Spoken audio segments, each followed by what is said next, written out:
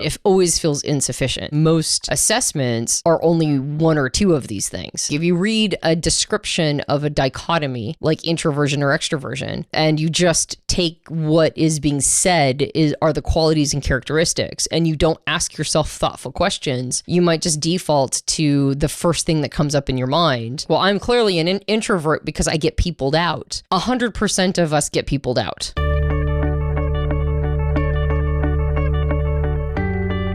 Hey, welcome back to the Personality Hacker Podcast. My name is Joe Mark Witt. And I'm Antonia Dodge. Do you remember when you first took a Myers-Briggs test, Antonia? I do. Yeah? Yeah. How old were you?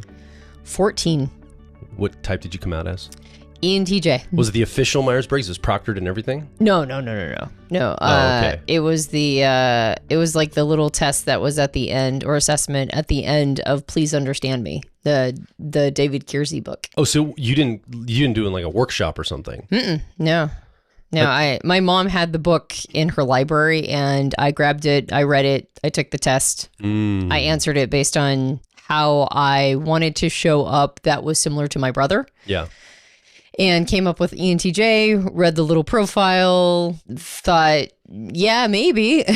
And then read the other profiles. Yeah. Read ENTP and went, I think that one suits me better. Mine was just administrated. In my 20s, I went to some workshop for work when I was working at the zoo, and a dude administered at this like workshop. And I don't think I was supposed to be, like, I wasn't the main person in this workshop. I just happened to be there. I think I was filming something, or I don't remember what was going on, but I wasn't supposed to be part of it, but I ended up taking it. And I remember coming out as ENTP and thinking, okay, this tracks. I feel extroverted. Yeah, that intuitive thing. I'm definitely a thinker. Definitely a thinker. And this perceiver thing, okay, I didn't really understand it totally, but it made sense. And of course I was a thinker. Of course I wasn't going to be one of those dumb feelers at the time. I actually have ENFP preferences. So, I mean, there's a reason for that. If we look at the map of personality, the car model that is ENFP, there's a reason why I would think I'm a thinker. Sure. It's my 10-year-old or a tertiary, technically called, of effectiveness that would have skewed that. Did you actually think one of those dumb feelers at the time? I don't think I would have had that language. I wouldn't have said dumb, but I would have said, no, I'm definitely a thoughtful. I would have thought like feelers are more, well, I would have couched it as extroverted feeling harmony. I would have, that all feelers were extroverted feeling harmony people. Like, or they were quiet versions of that were poets.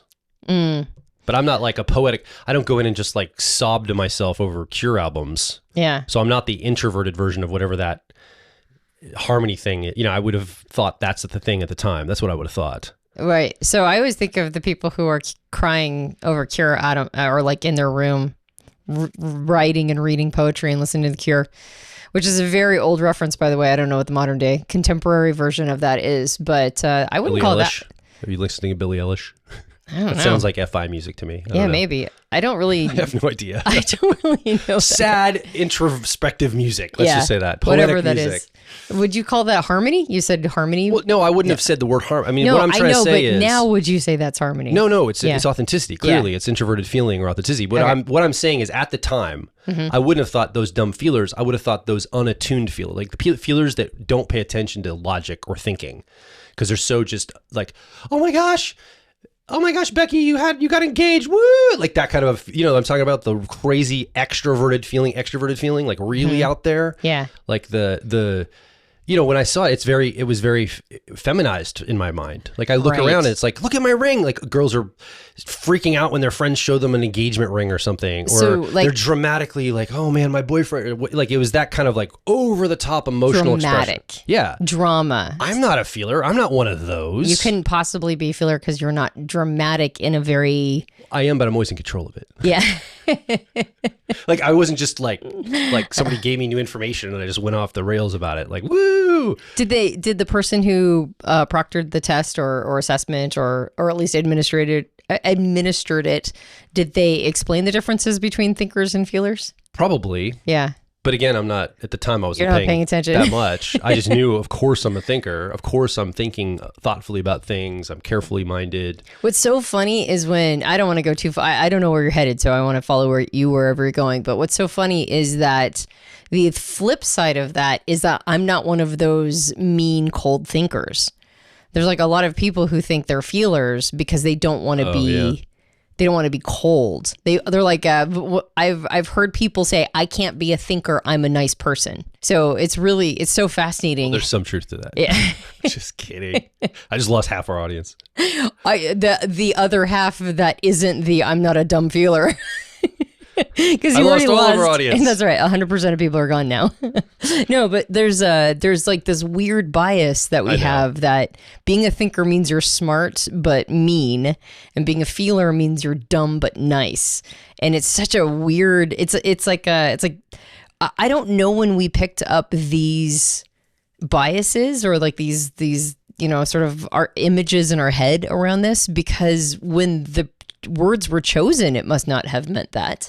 No, but I think the EJs have done it to us. Oh, you think it's the EJs? I mean, what we're both talking about is we have this ultimate extroverted thinking image in our heads around thinking, which is just all about the numbers and cold and calculated and just wants the results. And somebody listening right now was like, I've had a boss like that once, right? Feelers are mean. Feelers are kind of mean, and they just want the results and the numbers, mean right? Thinkers, or thinkers are just mean and want the results, right? Because they have the image of like the ETJ in their head, right? And then I think when I took this test, clearly had the image that feeler all meant EFJ.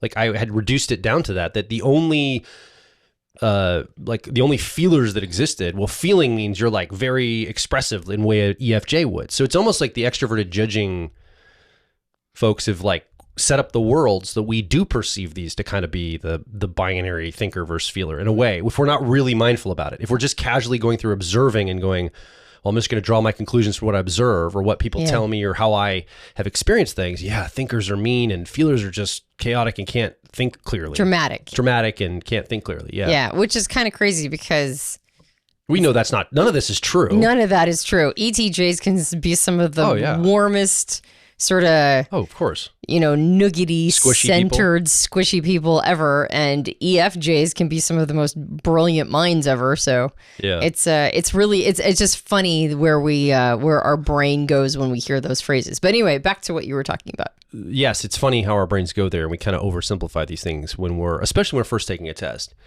And we don't really know what these things mean, but we think we know what they mean. Right. Right. And I know right now I'm going to say that you think you know what MBTI means, but my guess is you probably don't, as an example. You mean the acronym? Yeah, MBTI. We use it a lot, but it stands for the Myers-Briggs Type Indicator. So let's say you even know those words, but do you understand that that's a copyrighted, it's like owned by the Myers-Briggs company? Technically, you can't use MBTI unless you pay them a copyright fee or a registered trademark fee or something. And put like the little C next to it. Yeah, or the little R or whatever. It's like it's a real thing, but people use that as like shorthand. The system. But it's actually talking about the test, a paper test that this one company. And so we're basically marketing for the Myers-Briggs company for free. Yeah.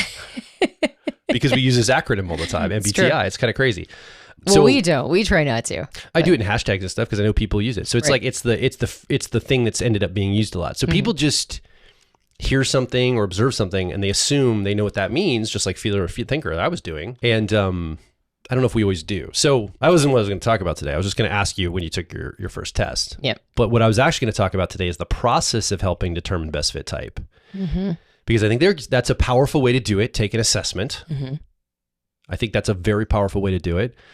There's a lot of online tests. We have one, right? If you go to thefreepersonalitytest.com, you're going to find our test. You can also find it from our website, personalityhacker.com.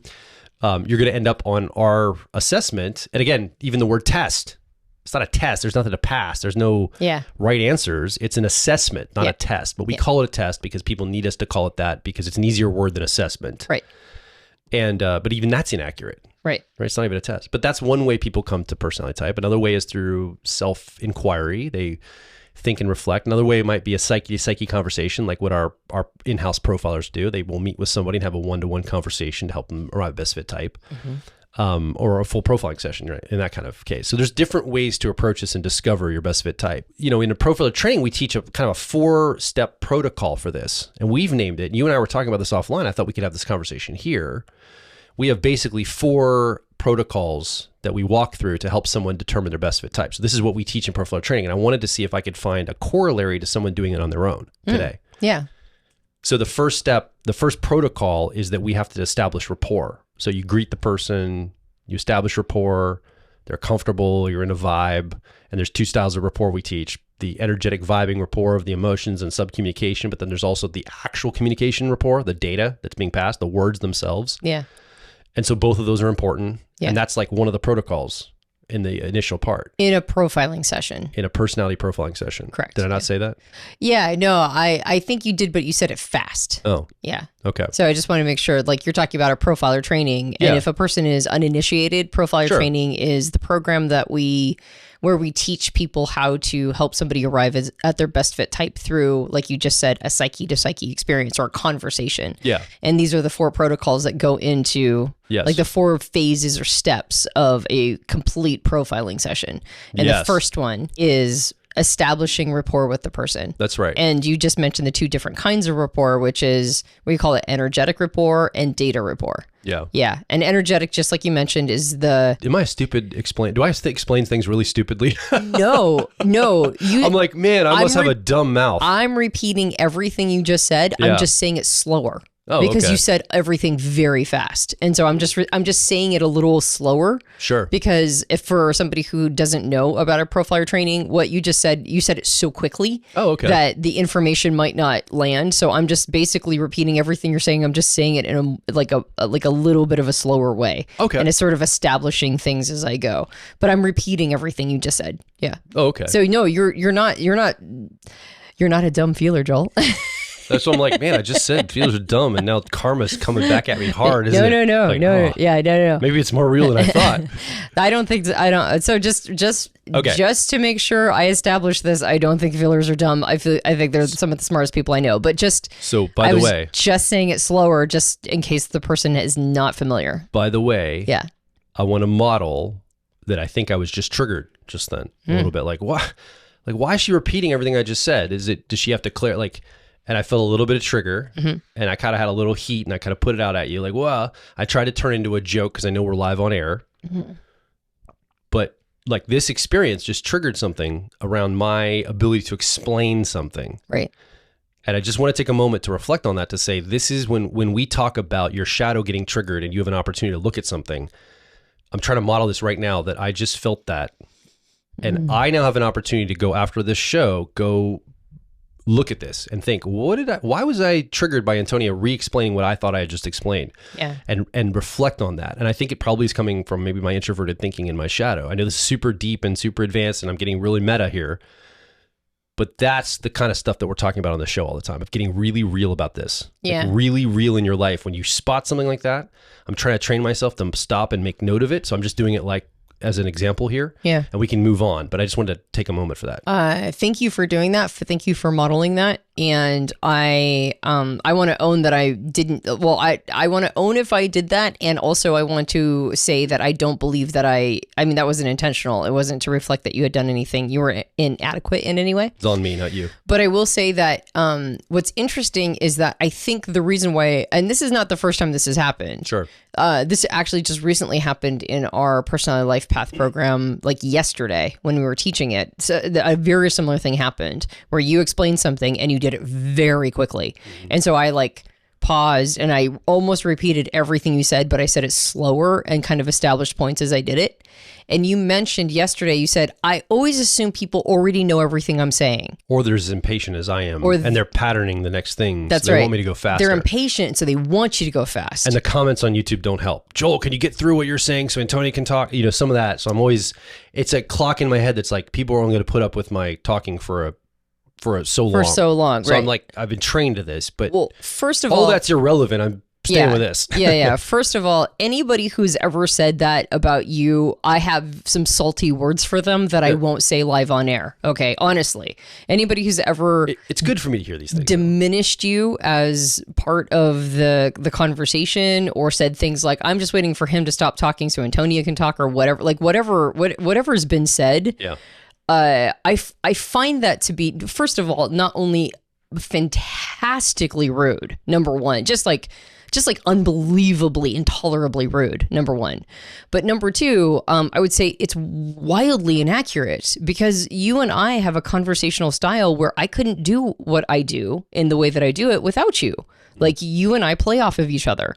And so yeah. So anyway, so anybody who's ever said that aside, right? And all my salty comments that I won't say live on air aside, I would say that the idea that like people want you to say things faster and that they already know everything you know, which is a very interesting thing, because that's not true when I talk. Sometimes when I talk, you go, man, you are just going over everybody's head. Like, you got to break it down. You got to go a little slower. You can't assume that people know everything.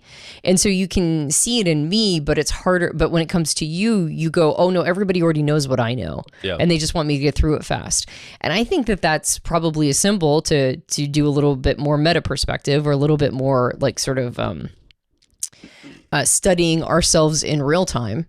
I think that that's probably not just an introverted thinking accuracy, seventh function trickster shadow moment. I think it's also an extroverted thinking effectiveness, 10-year-old eternal child moment too, to go, everybody must know everything I already know. Right? Or this must already be a known thing. And because kids already assume that. They assume that everybody knows what they know. So the truth is that you are in possession of an expansive amount of information. I know that when I stop to think. I know. I want to reflect on the time clock thing too. I think I got some, like the speed and all that stuff. Yeah. Thank you for saying all that. I appreciate it. My apologies that I triggered you in that way. It's only because I'm like, I was just slowing it down. That's all. And I appreciate it. The whole thing. I love it. So anyway, we've got rapport. Let's go back. Yeah, let's go back. The 4 protocols. We have rapport, 2 styles of rapport. We established that during a personality profiling session. Mm-hmm. So that's what's established at the beginning. That's the first protocol. The second protocol we've called the interview. Mm-hmm. And, it's basically a discovery process of your personality type through a conversation. So the practitioner, the profiler, will ask a series of questions, and then the interviewee, or the person that's the client, just answers honestly. That's all they have to do, is just report what's going on for them, basically. And then the practitioner is able to help spot and reflect back to them what they're reporting, to say, well, based on what you're saying, it looks like you have extroverted preferences. Based on what you're saying, it looks like you have sensing, and go through the whole thing. Yep. So that's the second protocol. But before they explain all that and tell them that, the third protocol is we have a moment where they verify with the client before they start to explain the map of their personality type. They verify the label, because there's the label, ENFP, type preferences, INTJ, whatever the preferences are. That's a label that points to the entire map of personality, which are the cognitive functions, the way the mind learns information, makes decisions. The label is useful to a point, but the map is where we're going. And that's the fourth protocol, is to explain the map. But the third protocol is so important because it verifies the label first. Yes. It just takes a moment to do, like not very long, like maybe 5 minutes at the most. Here's E or I. Here's a description of E. Here's a description of I. I see E in you, Antonia. Do you see that too? Yeah, I kind of see that. So we kind of confirm each of the letters on the label side before we go into the explanation on the protocol 4. Mm-hmm.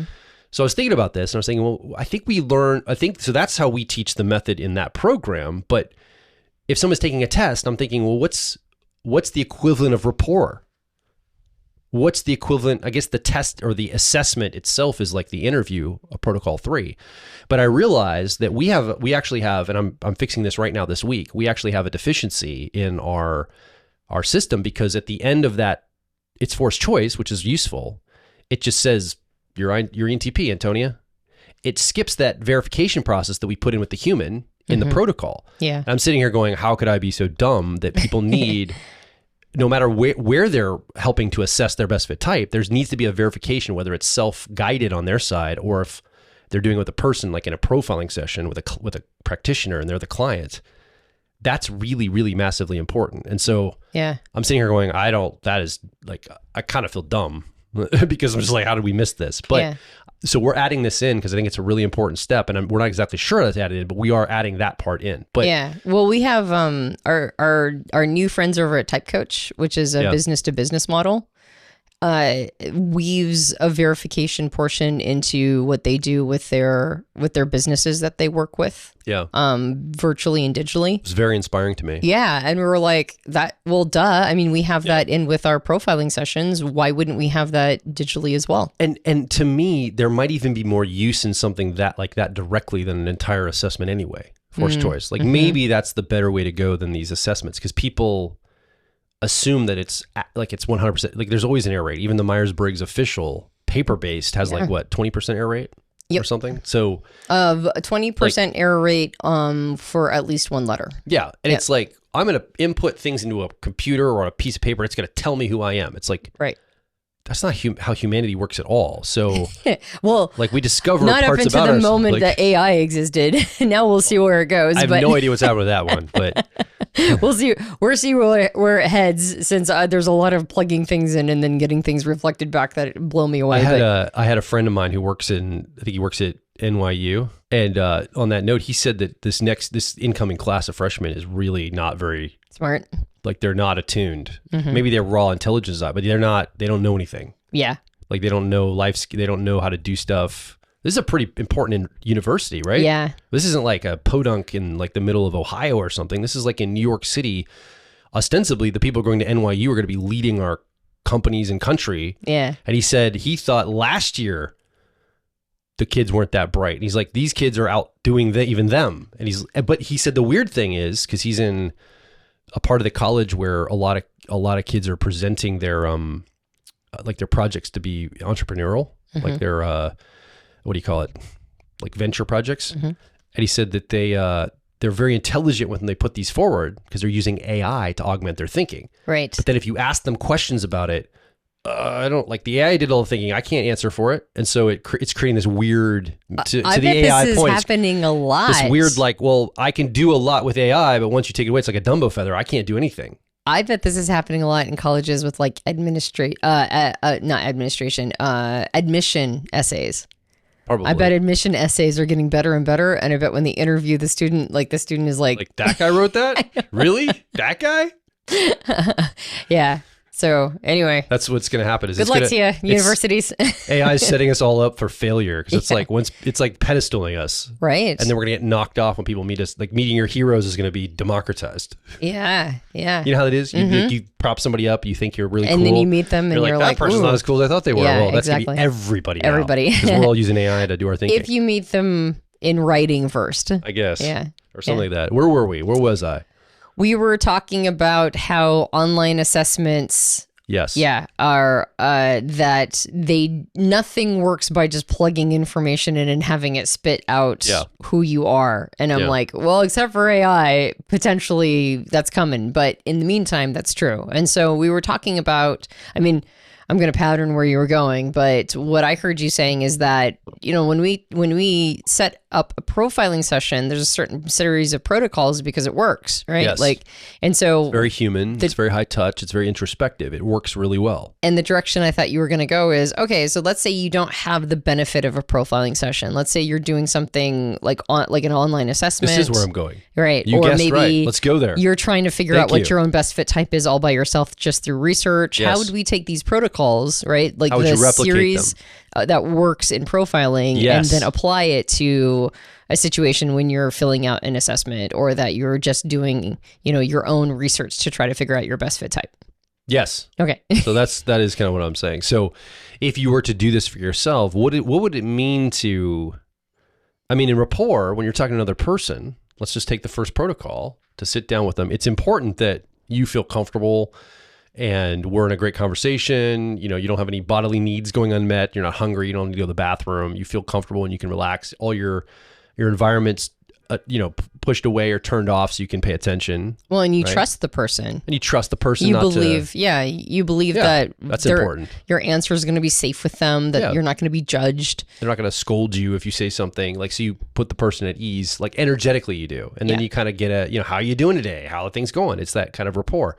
But then there's also the data rapport of like, when you get an answer, as you're maintaining that, this is the hard part about personality profiling is you also have to interpret what you're getting. And we really believe that every profiler is going to be a little different in their application of the protocol because they're going to be paying attention to different things. For example, when you're profiling Antonia, you don't pay attention to body language. I do not. But we have other profilers that pay more attention to body language. Correct. Yeah. Now they always vet and check it, and you vet and check what you pay attention to, but it's like maybe they're wired to pay, like our ESFP profilers may pay attention more to body language than you do because they've got access to that channel more. Yeah. And so our theory is that if we make it a mechanical thing outside of us that we operate, it's no better than a paper test. If we objectify it out here, it's no better than a paper test. And so it has all the limitations of a paper test. We're just a mechanical operator of that. But if we understand the system to the point where it's almost like an ingredient base, and in the moment we're spotting things and we're reflecting back to the person and we're involving them in the process, we feel like that's a much more rich, rewarding experience for them. So then the rapport is important for that starting. And so energetic rapport is what helps people feel safe and not judged and like they can trust the person who's interviewing them. And data rapport is making sure that when you ask a question, the person understands your question, and when they answer it, you understand their answer. Yes. Meaning that the information is tracking accurately and that nobody is taking too many liberties to interpret it however it would make sense for them. It's like, and so there's a lot of reflecting back and saying, what I hear you saying is, or this is what I'm getting from that, or asking the person to define certain words, like what's your relationship to organization? Well, how would you define organization, right? Like making sure that you're tracking with the person's thoughts so that, because you have kind of a heavy lift of having to interpret their answers and try to figure out what functions are being preferred in their answers and what dichotomies are preferred in their answers. So you're tracking all of that. But what if you're using the same word but defining it differently? Yep. So that will throw you off. So data rapport is making sure that you have a fidelity around the information that's being passed back and forth. And that's one of the breakdowns when you're engaging online through an assessment. I mean, this is one of the early things that people are frustrated with. They're like, do you do this or you that? And they're like, well, both. I don't understand exactly the question, but I think I do both. And so it's hard for, there's a lot of confusion. There's a lot of data rapport missing in the online assessment process. Right. And that we try to really inculcate into our practitioners to say, this is really important. And when you say to somebody, they report a piece of information to you about themselves, you say, so what I heard you saying is they feel very heard and seen, which is another thing a paper or an online assessment can't do, is help another person feel seen by a human. Say, oh, well, that looks like this to me. It's like, wow, no one's ever put that to words before. Thank you for articulating something that's going on for me.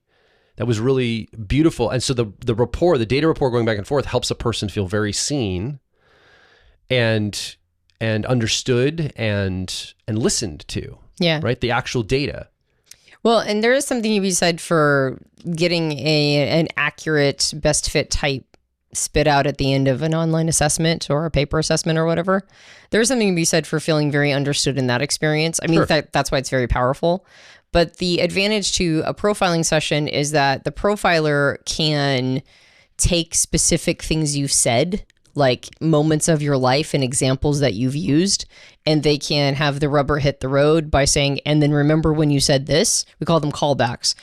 Remember when you said this is an example of this. So it's not just like, wow, I feel really understood because I've never had anybody explain it so well. You can also see how it's showing up in your life based on what you've communicated. And there's limitations in online assessments. Like they at this point, unless they're AI generated, they don't really do that. Yes. Yeah. Yes. So I think that's it's important. So then if someone's approaching this on their own, protocol 1, how could they improve the rapport, energetic rapport? You don't really have rapport with a bot, I guess, energetically. You don't like maybe you feel emotion for a robot. I don't, or like an online quiz. I don't have any emotional connection, but I do have data connection there. Is there a way people can think about the data rapport being more clear on those channels, or when they're doing some self-assessment? Because this all came about with me saying that's a verb, like rapport, like build rapport. Well, build is the verb. What's rapport? I guess rapport is a noun. Noun, yeah. Build rapport. But it's like an action. It's like rapport is something we do. It's like an activity, I guess. That's what I'm trying to say. It's not a verb, but it is an activity. And I was trying to think of it more in like a category rather than an activity. Like, what is rapport actually doing? Yeah. What is it doing? And I think that's really that protocol 1 is what somebody needs to do for themselves when they're trying to self-assess too. Yeah. So I think the idea of what is self-rapport in a moment like that, and I would say the answer is something like centeredness.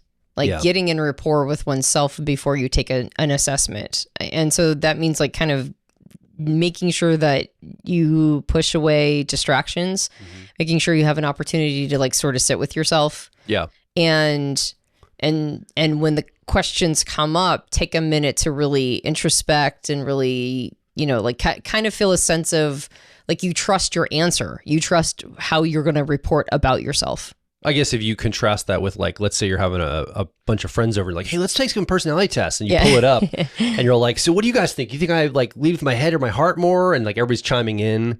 Oh, definitely head. No, definitely heart. That'd be like an example of not being in rapport with myself to take the test. It's kind of like I'm doing something else in that moment. It might be fun and engaging, but the results might be different because I'm not really tuning into being sensitive to what's asking me. Or not feeling like you really know yourself well enough to do it. Yeah. Like, I don't know how I am. I'm not sure. You guys tell me. You guys tell me. Yeah, exactly. So feeling a sense of confidence in self-reporting would probably be a big part of that rapport. Yeah. Rapport with self. Yeah. So whether you're doing, I think, an online assessment or you're kind of going through a process of reflection, I guess the first step is really to center around what you're doing and kind of focus on the task at hand, I guess. Mm-hmm. That would be the rapport piece. The interview discovery process, this is what, in like a personality profiling session, takes up like 80% of it. And I guess that's just really engaging with whatever, like if it's something you're reading and reflecting on, it's just directly engaging with that in a wise way, or taking the assessment, you're just going through it mechanically. Asking thoughtful questions. That's what an assessment is trying to do, is ask thoughtful questions and have you really get underneath, Mm-hmm. I mean, in a good profiling session, I think I hear the phrase, wow, I've never thought about that. Multiple times. And that's the goal. The goal is to get you to think about yourself in contexts that you might not have considered before. Yeah. And those are some of the best answers because the person doesn't have it rehearsed, or they don't already have a concept of themselves. They haven't already decided this about themselves, and they're just, you've hit the button and an autoresponder sequence comes out. So if there's a question that the person is not used to answering, you get some of the most honest answers because they're kind of they're answering from the heart, or they're answering from instinct, or they're answering from like, I think it's this thing. Yeah. So maybe there's ways to set that up better, but I think that's a pretty straightforward process of that. Well, if you take an online assessment, it is because the questions are already there in the assessment. That's kind of the point of it. Like, in fact, the reason why we established these four aspects of a profiling session is because most assessments are only one or two of these things, and it always feels insufficient, right? And so in an online assessment, the point is that you like, hey, here's 70 questions, or here's 40 questions, or whatever.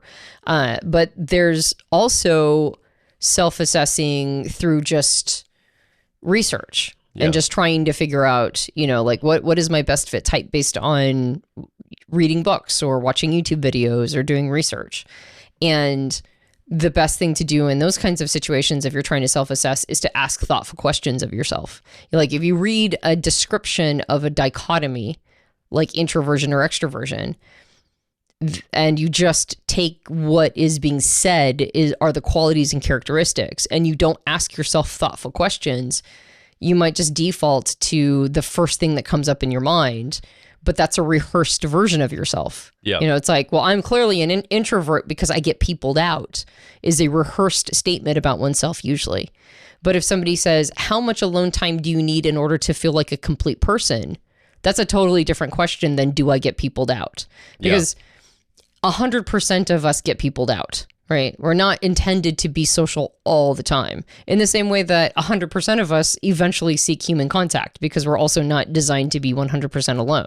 So when we think about them in terms of like binary constructs, where it's like, it's either on or off. I'm either a person who literally never gets peopled out, and that makes me an extrovert, or, I'm a person who literally never seeks human connection or interaction, so I must be an introvert. It's like, well, that's not a human. That's not like an actual person.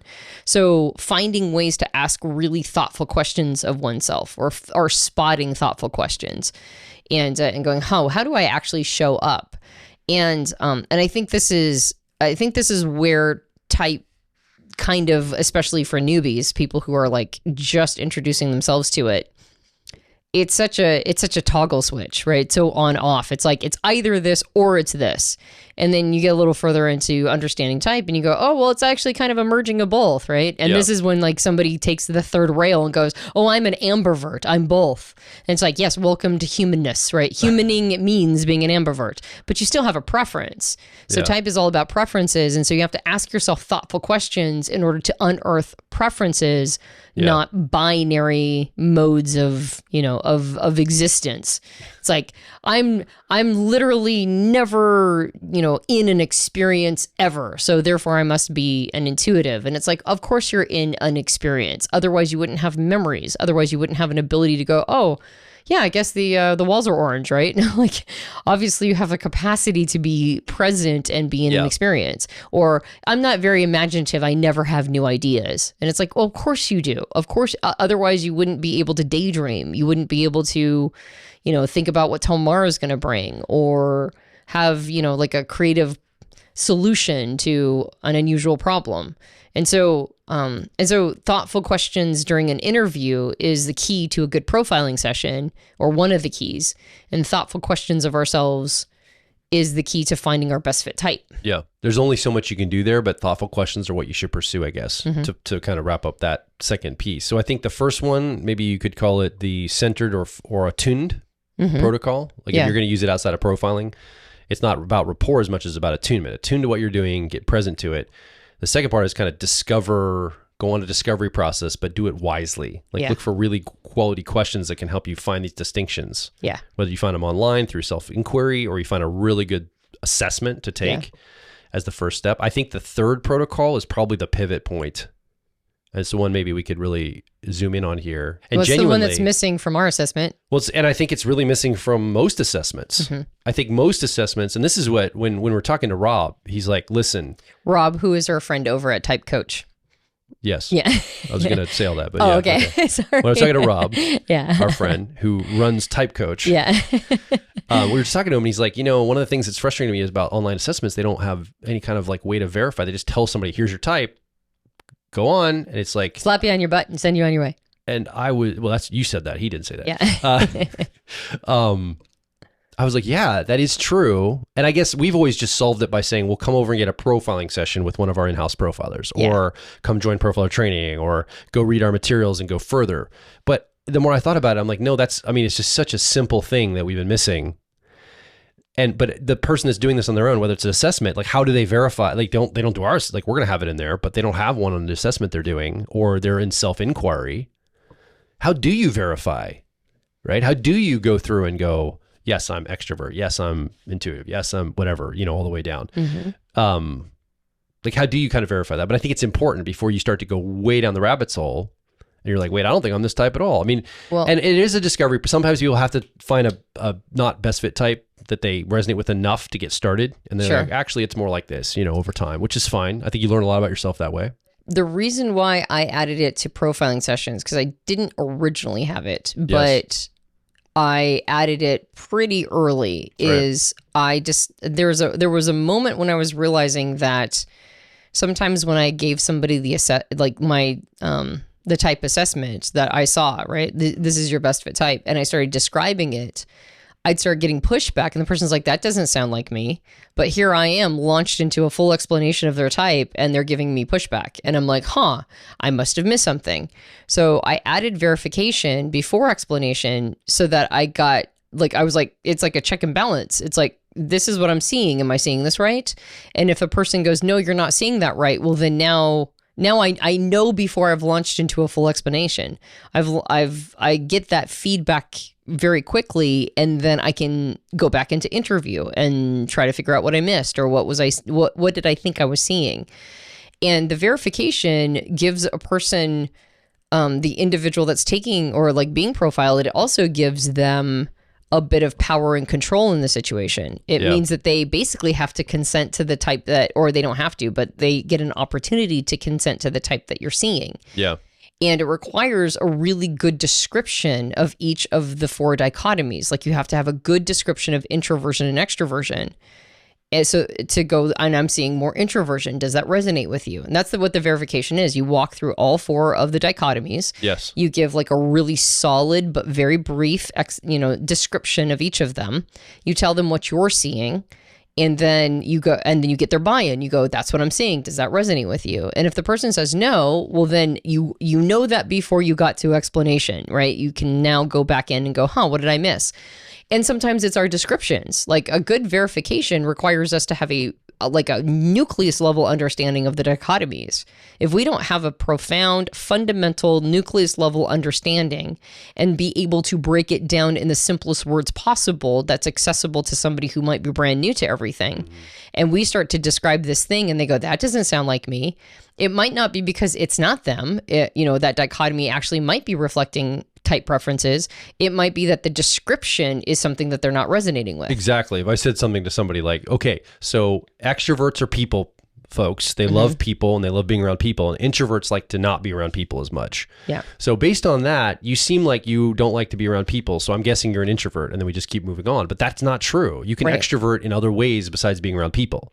So if I've got that as my definition, or if I'm reading that online, like I'm doing a self-assessment and I find that, oh yeah, I guess I'm an introvert. I don't like people. Yeah. But it has nothing to do with people.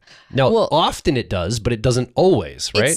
Our relationship to people is symptomatic when it comes to introversion, extroversion. It's more about energy management. Exactly. And where we gain our energy. We gain our energy from spending time in our first function and reconnecting with the self in that way. Yeah. And so there's plenty of introverts who actually really like people. They're people, they would say. And so then they think they're extroverts because introverts are always painted as these avoidant. And I mean, it's very mimetic, right? To paint introverts as people avoidant, of course, is very mimetic. It's meme level. And to paint extroverts as like stompy trompy is also very meme level. But yeah, you're right. And so to get a good verification, you have to have like really solid descriptions. And I do think that this is something that most assessments, including our own, miss. Like in a profiling session, we make sure, because we don't want to humiliate ourselves and the other person in explanation. It's to make sure that we don't have to eat crow, right? Because you launch into explanation, you get pushed back there and you're like, oh, what did I miss? But I think that this would actually also help people a lot to like avoid things like, no, some people run around and take every assessment online and then take them multiple times because they're trying to figure out how the mechanisms work. They're just curious to see what it would say if they came out as a different type. So there's lots of reasons why people retake assessments over and over, online assessments. But I think some people are like honestly really trying to find their best fit type. And so they retake tests over and over because they're not 100% sure whether or not they came out something that really resonates with them. And so having like a brief verification to replicate what's happening in profiling, right? To go like, okay, so before, this is what we're seeing, right? This is the way you answered the assessment's questions. Lean this way, but before we go that direction, let's just make sure that this is resonating with you. Let's just make sure that this is something that that you're bought into before we send you to a page that then launches into a full description of the best, whatever the assessment cooked up. Yeah. And I think that verification piece is it's like a way for the person to kind of relax and go, oh, well, I got input more than just answering a question based on like the best of all of the options, right? Like I got to say a little bit more about myself. I got to say the direction I sway, and I feel like I added more to the conversation, even though it's an assessment. I got to add a little bit more, almost like in a profiling session. Yeah, and I think even more designations here. Like this is a little in-speak between you and me about how I think we could name things, and I think this could also help with this verification piece, like verify the label of type. And then instead of calling it the explanation protocol 4, calling it map the cognition or map the mind. So it's real clear what's happening in each category. Because right now, I think a lot of people like verification, explanation, it seems like they kind of have a lot of the same functionality. Like you're explaining that I'm ENFP by verifying it with me. Yeah. So what do I still need to see? But it's like, oh, we're going to map the mind now. We're going into cognitive functions. Right. And so maybe it's not explaining type. All of it's explaining type. It's like we're mapping the mind. Right. And so I think maybe that's the protocol for is mapping the mind. It's not explaining the type. Correct. It's mapping the mind. It's mapping your mind. I just talked to you. So let's go back to verification for just a second. That was a little in-speak. I'm formulating this in my head.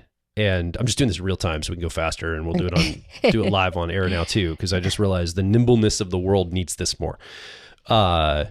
Would have to be like, it's just things are not as static or codified. Things are in motion and fluid, almost in real time right now. And so I'm just trying to enter that energy as we go and be more temporal. Yeah. I think we have to. As humans, this is you too listening or watching. I think we all need to get more temporal right now. I think things are changing so fast. We have to kind of be very nimble and adaptive. It's hard to plan future, like real far down. But that verification piece, I think that's important. It's verifying the label of those 4 letters, whatever those are, and really tuning into the dichotomies and understanding, like, I haven't heard of it's judgers aren't organized and perceivers are messy. Judgers are organized externally and perceivers are organized internally. Mm-hmm. That's actually what it is. Where do you like your organization? It's not that one is organized and the other is not. Some judger wrote that material. It's perceivers are also organized, just all internal organization through thoughts and feelings. So It's a little different. It's not in the outside world as much. And there's more improvisation in the outside world for perceivers. So even that, like in the verification, that right there's a little explanation that most people don't hear. Right. Well, that helps make a distinction for you to verify before you go in and mapping the entire cognition. And I'll add one more piece to that the simpler a perceiver's life is, the more likely they're going to think that they're a judger. Yes. Because the more simple a perceiver's life is, the more organized it usually is. Or it can be, at least. I mean, most of the time, actually. Not all the time, but most of the time. I've noticed that if a perceiver lives by themselves, they don't have a partner, they don't have children, they don't have animals, their house can be almost immaculate. But when you add layers of complication, they get married or they partner up, they start having kids, now they got a couple dogs and a hamster, and now a perceiver's world starts to get really messy and out of control. And now they have to kind of figure out how to, how do I meet all of this, with my natural predisposition for spontaneity and to like just kind of respond as I go? It's like I might have to build some systems here, and that doesn't feel as natural to me. Whereas a judger is the opposite. The more simple a judger's life is, the messier it usually is. Like I've known judgers that lived by themselves and they totally have a wardrobe and they totally, it doesn't matter. Nobody's coming to my house. What does it matter?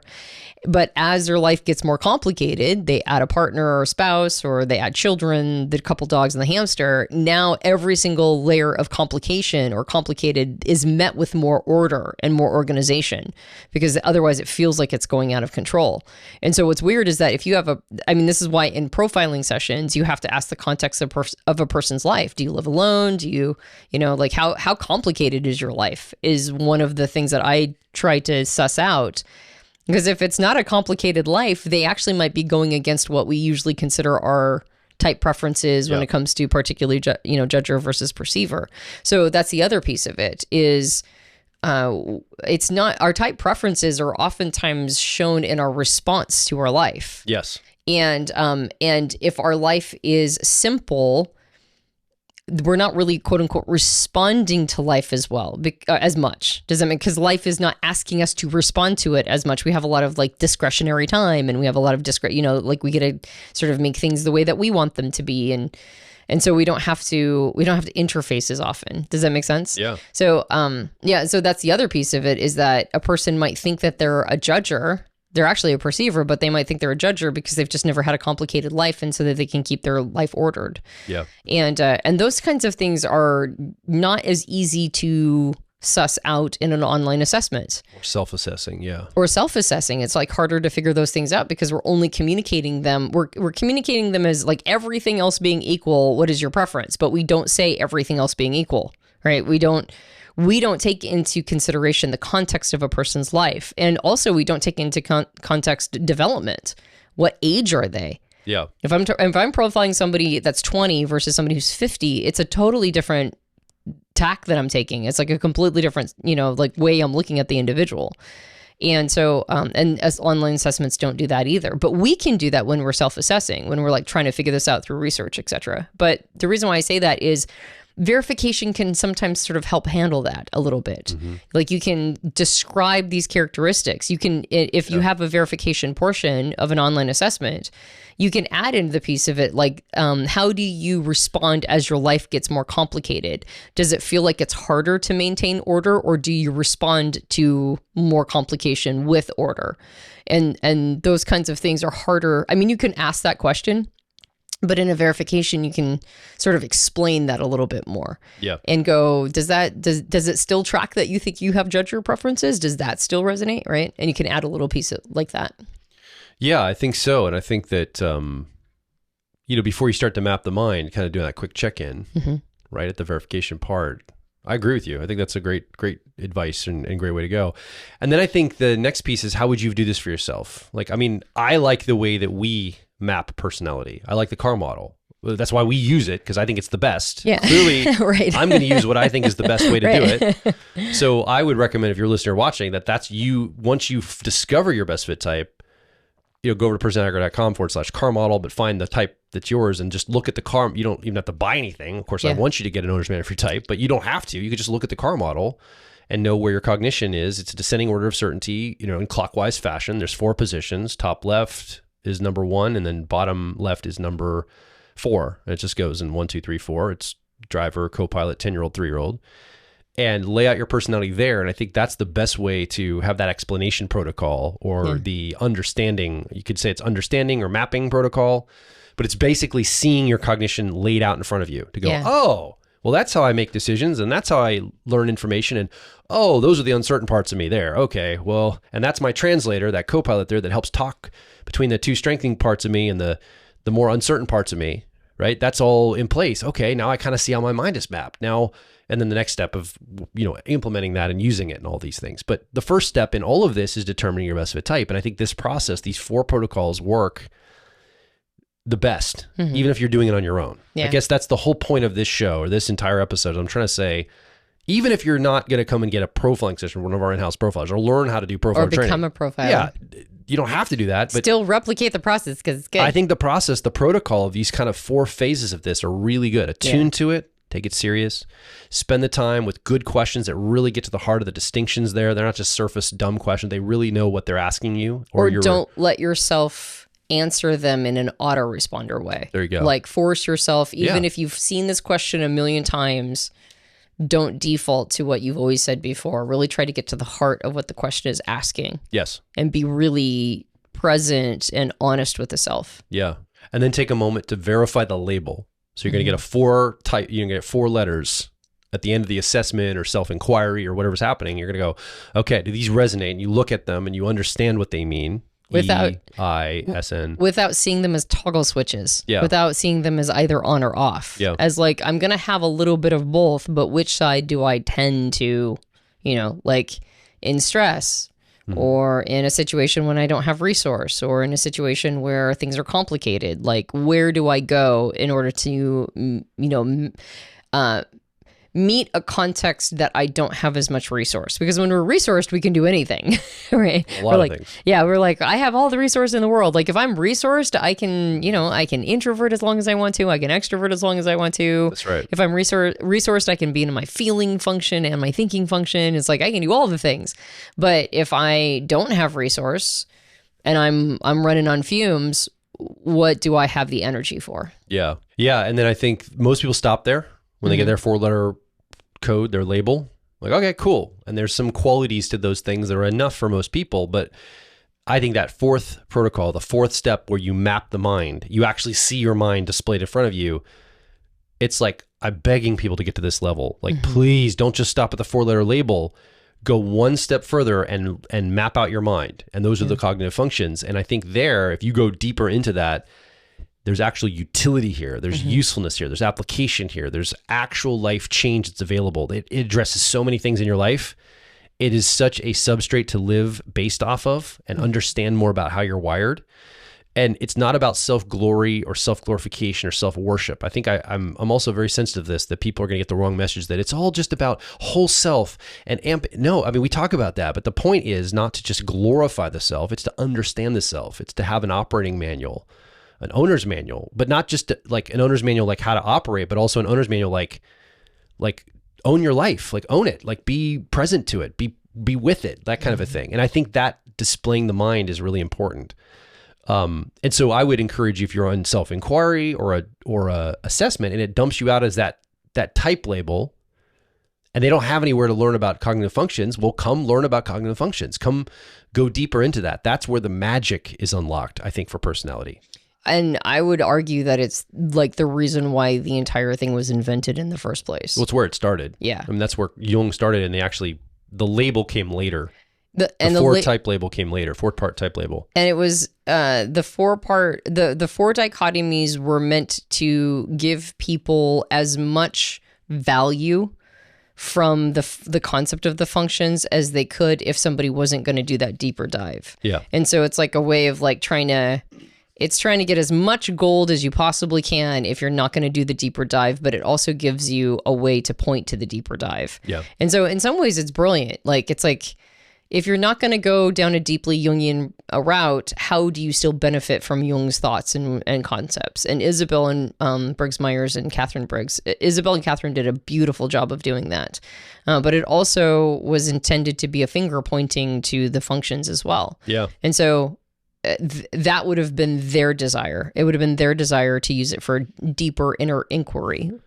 And it would have been Jung's desire too. If the late 19th and into the 20th century was a giant experiment with productizing everything, they figured out how to productize Jung, create a product. Like they tokenized it, packaged it, yeah, and then sold it to corporations for the last 100 years or 90 years or whatever. Brilliant, really, when you think about it. 80 years. Yeah, and so it's actually, but I think we are now post 20th century tokenization. And there's a resurgence back to the Jungian side of it. Yeah. Transaction and finance and business still has to happen. So we have a business around it and stuff, but it's truly not just the tokenization of that 4-letter label.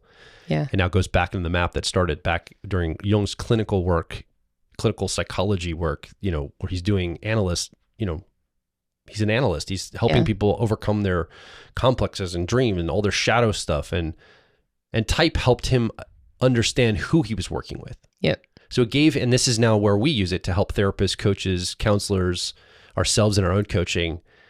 It's a mapping system, and Jung used it as a mapping system to say, oh, I'm talking to an extroverted thinking type. Okay, let me color my analysis that way. Yeah.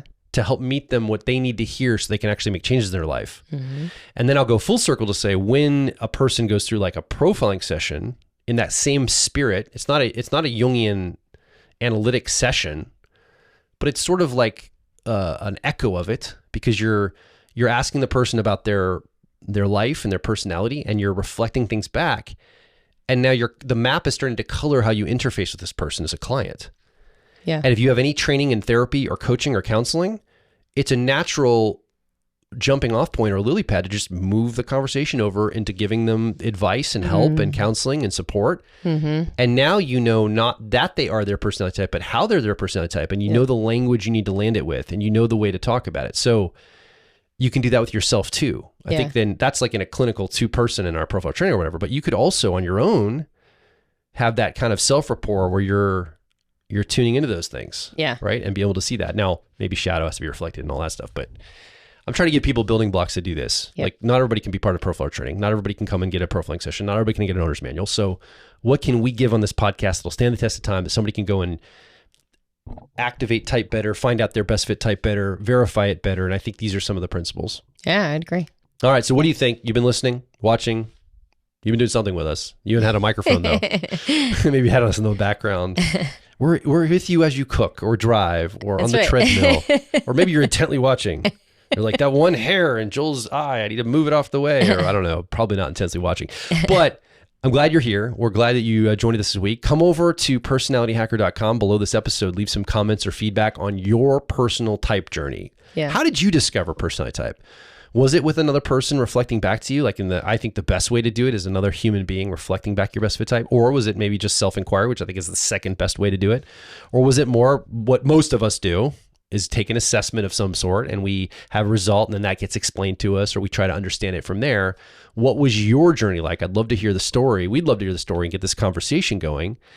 And also, how did you verify it? All the steps. Did you kind of go through the whole process, or was it difficult and you had to spend a lot of time? I know people right now, Antonia, that are still just trying to discover their best fit type. After years. They're just frustrated. They seem to, they've talked to us. They just are, like, we even say, well, we think you're this type, but they're like, I just don't know. I just got to go back and review it again. And so there might be reasons for that too. There's a rumination process. Yeah. There's always reasons for everything. Yeah. There's a rumination process. And I think I think sometimes that can be good. The discovery of it, the journey of it, you learn a lot.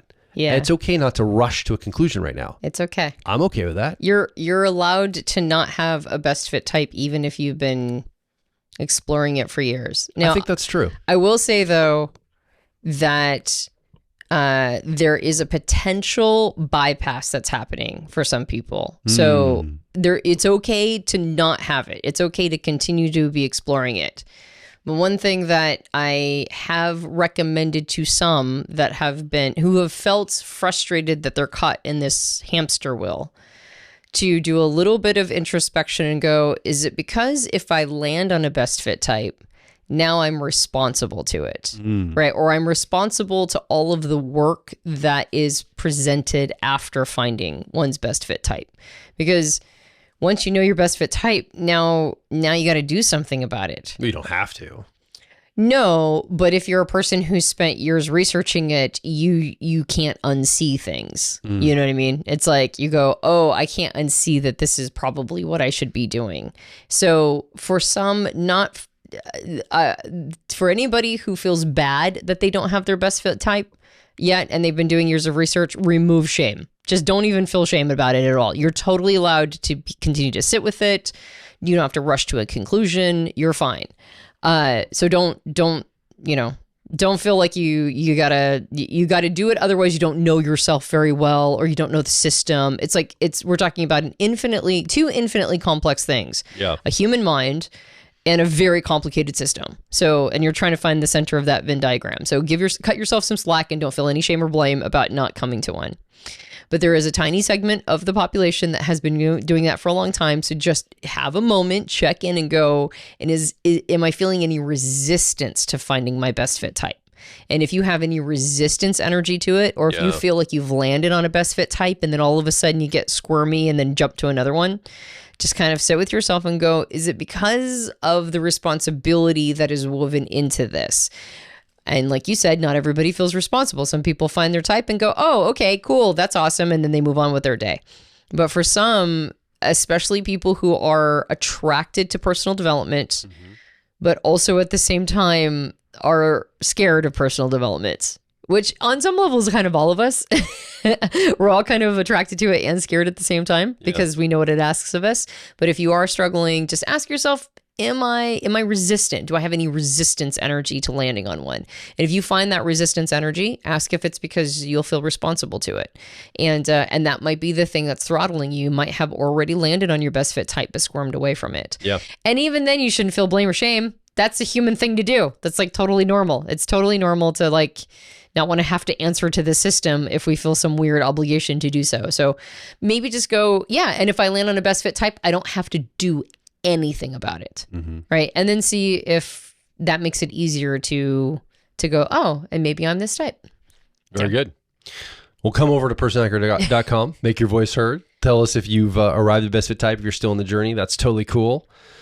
And I agree with you. You shouldn't feel shame around that. And while you're there at personalityhacker.com, if you do know your best fit type, just go get an owner's manual for your best fit type. I'm telling you, you're going to appreciate it.